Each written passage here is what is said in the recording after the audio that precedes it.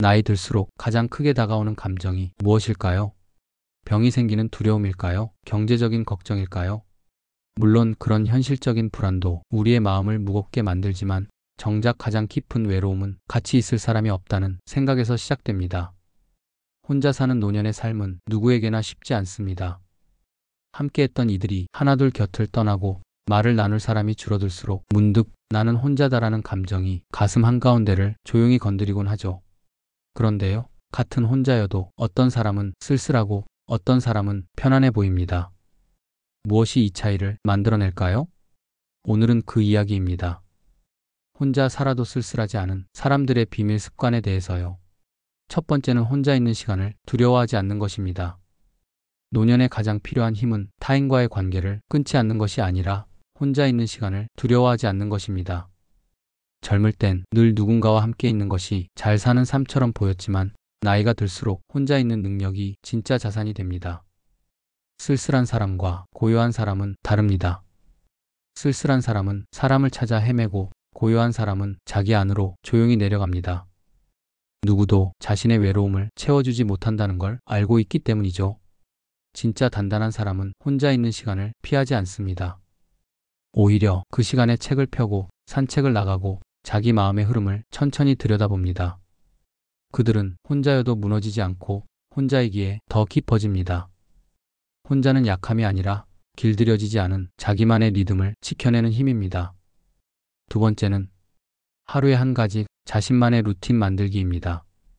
노년의 삶을 쓸쓸하지 않게 만들어주는 건 거창한 계획이나 화려한 만남이 아닙니다.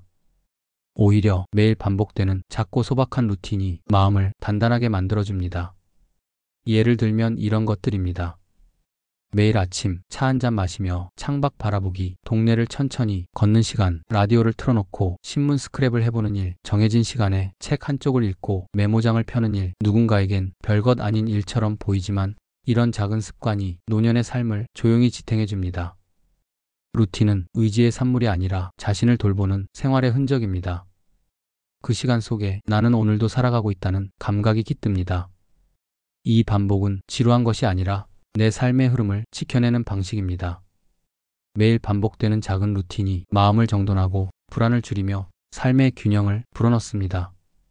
그래서 혼자 있는 시간을 더 이상 허무하게 느끼지 않게 됩니다. 세 번째, 사람의 수보다 거리가 중요성을 아는 것입니다. 노년의 외로움은 사람이 없어서가 아니라 사람과의 거리를 잘 못 잡아서 오는 경우가 많습니다. 젊을 때는 가까운 사이가 좋은 사이인 줄 알았습니다. 늘 함께 있고 자주 연락하고 모든 걸 공유하는 관계를 가장 이상적인 관계로 여기곤 했죠. 하지만 나이가 들수록 알게 됩니다. 가까움보다 편안한 거리감이 훨씬 더 소중하다는 것을요. 매일 보지 않아도 가끔 연락해도 서로의 리듬을 존중해주는 사람, 그런 관계가 노년을 편안하게 만들어줍니다. 때로는 사람이 많아도 더 외로워질 수 있습니다. 관계는 숫자가 아니라 밀도이고 그 밀도를 지탱해주는 건 적절한 거리입니다. 지나친 기대도, 지나친 배려도 노년의 마음을 쉽게 피로하게 만들죠. 그러니 꼭 가까이 있어야 좋은 게 아닙니다. 오히려 너무 멀지도 너무 가깝지도 않은 따뜻한 거리에서 오래 머무는 관계, 그게 노년의 외로움을 막아주는 조용한 울타리가 됩니다. 네 번째, 자신과 대화하는 시간을 가지는 것입니다. 노년을 쓸쓸하지 않게 살아가는 사람들이 가장 큰 공통점 중 하나는 바로 자기 자신과 대화할 줄 안다는 점입니다. 혼자 있는 시간, 조용히 앉아 스스로에게 이렇게 묻는 것이죠. 오늘 나는 어떤 마음이었을까? 무엇이 나를 기쁘게 했고 무엇이 나를 힘들게 했지? 그 질문은 답을 얻기 위한 게 아닙니다. 그저 스스로의 마음을 살펴보는 일일 뿐입니다. 누군가와 끝없이 대화하지 않아도 자기 안의 소리에 귀 기울이는 것만으로도 삶은 훨씬 평온해질 수 있습니다. 사람은 타인의 말보다 자기 마음의 말을 더 자주 놓치고 삽니다. 혼자 있을 때 그 잃어버린 마음을 조용히 마주보는 습관, 그것이야말로 노년의 고요함을 더 깊고 단단하게 만들어줍니다. 다섯 번째, 작지만 확실한 기쁨을 키우는 방법. 삶의 후반부에 우리가 누려야 할 기쁨은 크고 극적인 것이 아닙니다. 오히려 아주 작고 사소한 일에서 마음이 따뜻해지는 순간들, 그게 노년을 지탱하는 진짜 기쁨입니다. 햇살 좋은 날 깨끗하게 정리된 이불 위에 누워있는 것. 시원한 바람에 찻잔을 들고 창밖을 바라보는 시간. 오래된 책 한 권을 다시 펼치며 익숙한 구절을 천천히 음미하는 순간. 이런 순간들은 누구에게 자랑할 일도 아니고 누가 대신 알아주지 않아도 괜찮은 나만 알고 있는 기쁨입니다. 이 기쁨을 스스로 키우는 사람은 쓸쓸하지 않습니다. 왜냐하면 그 기쁨은 사람에게 기대는 것이 아니라 자기 안에서 피어나는 것이니까요. 작고 확실한 기쁨은 노년의 삶을 빛나게 만드는 가장 조용한 방법입니다. 혼자 사는 노년은 누구에게나 낯설고 두려운 풍경일 수 있습니다. 하지만 그 시간 속에서 우리가 발견해야 하는 것은 외로움이 아니라 단단한 평온입니다.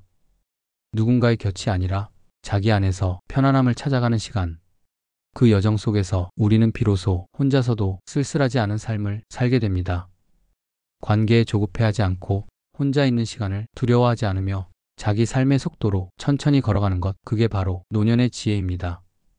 오늘 당신이 혼자라는 이유로 마음이 허전했다면 이 말만은 기억해 주세요. 혼자 있는 사람은 외로운 게 아니라 자신에게 집중할 줄 아는 사람입니다.